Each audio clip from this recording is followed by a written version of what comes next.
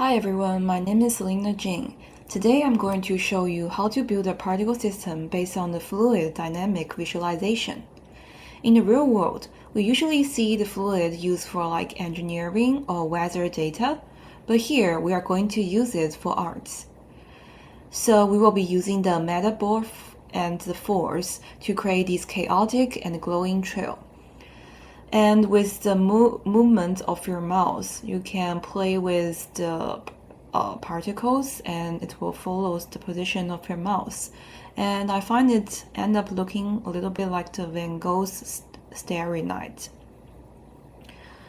Okay, so here is the complete network, but we will start from the scratch and I will delete these for right now. Okay, so first we need an emitter.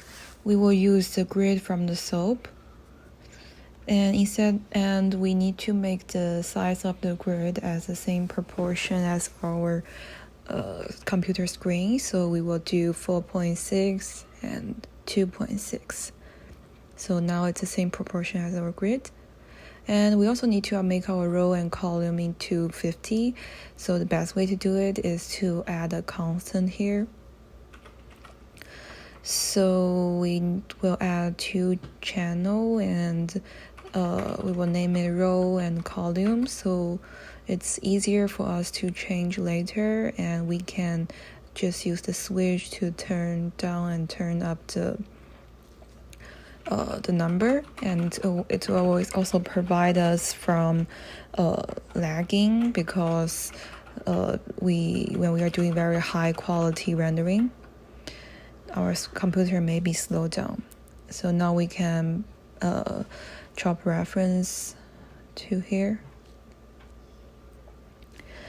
And then we need to connect a soap next to the grid. A sort next to the grid. So we need to change this to random, so when it shuffle the points number, it will not be in line. It will be in particle from random position all over the grid, so it will be more organic and natural. And then we can add the point sub. This is the important part of our network, and we need to add a normal here. And then we can connect to the particle. So this is the first part of our particle system. For the second, we will add the meta ball. It's because we need a force to push the particle around. So for the meta ball, we need to use our mouse to change the center and the center XY for the meta ball. So here we will use the mouse in, and then we can select, because we need to do the math for both TX and TY, so we can just do math and NOR and then just copy paste it.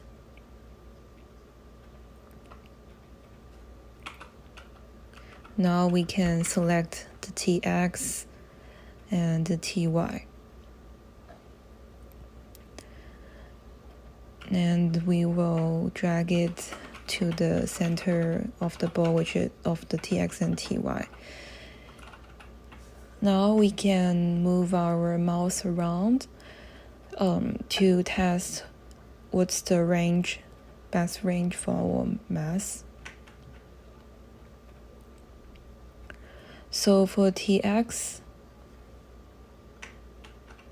we can do -1, 1, 2, -2, and 2.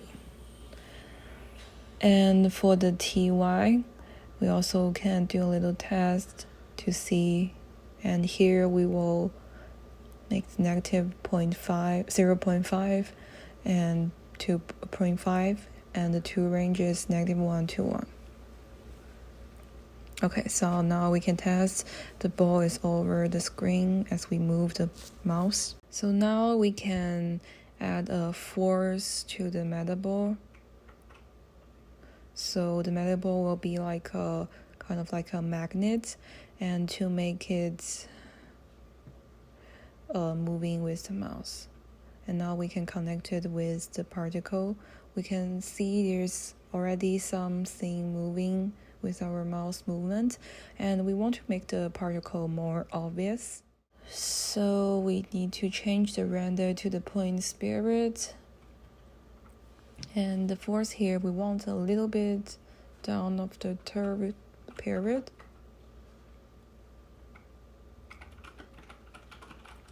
Okay, and for the particle, we want to make it more obvious, so we can change the burst to 1000 and the life expect to 10. Okay, so now you can see the movement of our mouse.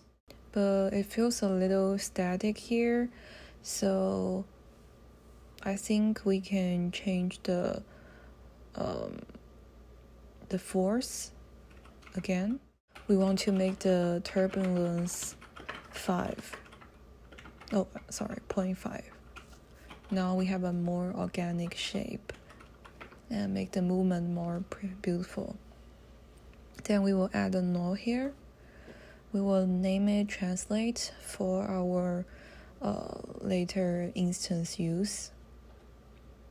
Okay, so now we can add a chop soap too, just to prepare for our later instance use. Okay. So the third part, we want to make a little square as the point of our particle. So we will use the box here.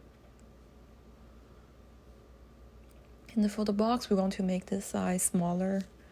So change to 0.1 for X, Y, and Z.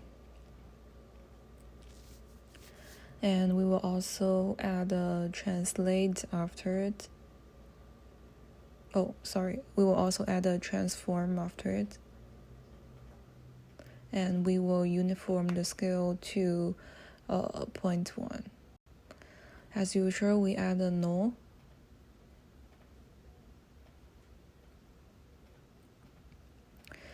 And then we will add a geo after the null. Also, we need to add our setting, the environmental light, because we want the different color to change our particle color. And we also need the camera and the render. We have nothing going on here, but we will use the instance from the geo. So we turn on the instance, and we can first drag our translate here and choose P1. Okay, so now we will go back to our SOP 2. Here we will only choose the Z. We will use the select to choose the TZ, because Z is the depth of our particle fields, which is how deep they can go. And in order to have the growing effect, like more 3D effect, these particles are from very back end to the very front. We will use two. One is scale and one is rotate, and we will use mass for them. So for the scale, we want it to be minus 0.1, 2.5, and 0.2.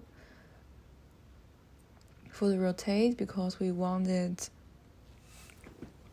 to mach from 0 to 180, so the particle will spin as they move forward, which makes them more dynamic. And for the scale, the particle will grow larger as they get closer to the camera and shrink to 0 when they are far away, which add the depth. So now we can drag them to the instance. We'll collect TZ for all of them.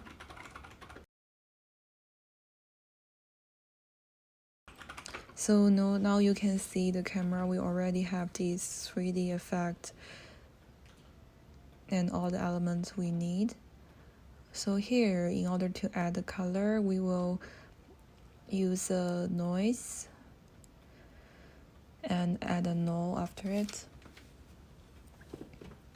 We will then change the noise to colorful, like not monochrome. And we will switch some elements to make it more smooth, and you can change whatever you want. Okay, then we will drag it to the null, drag it to the environmental light, and we will add the PBR as our material. So,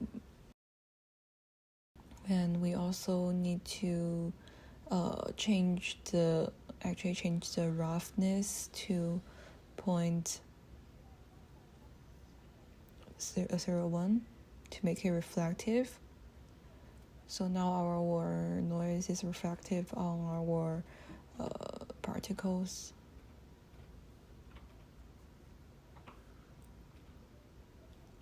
So we already get basically all our structure for our visual, and now we can use the feedback.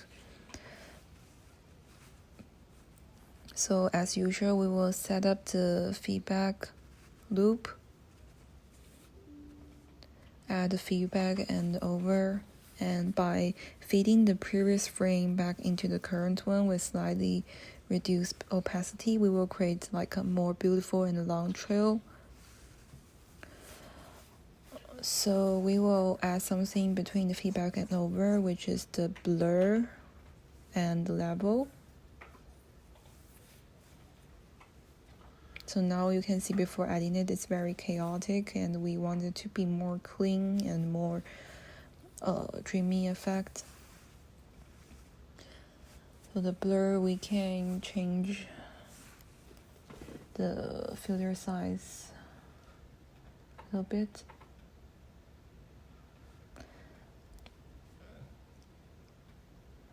And also add a level here.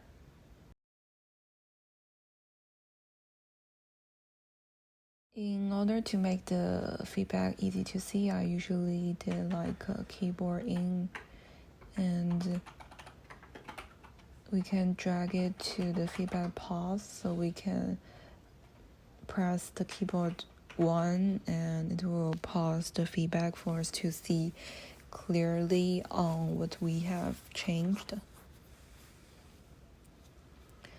So for here, we will lower the opacity, so it won't be that chaotic here.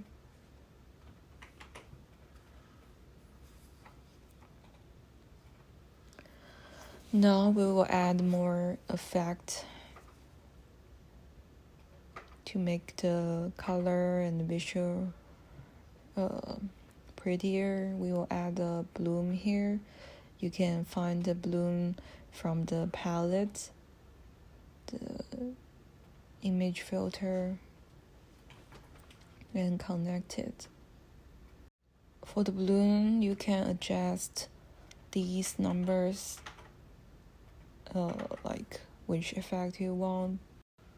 And after the bloom, we will add level to make the color actually play with it a little bit. These can based on your own personal preference, and we can also use the HSV adjustment here to change the color. And lastly, we will add a transform at the end to add a black background color. And that's basically it. So for this project, you can also add media pipe to change the mouse interaction to the hand gesture interaction. And you could also use projection mapping. Thank you for watching.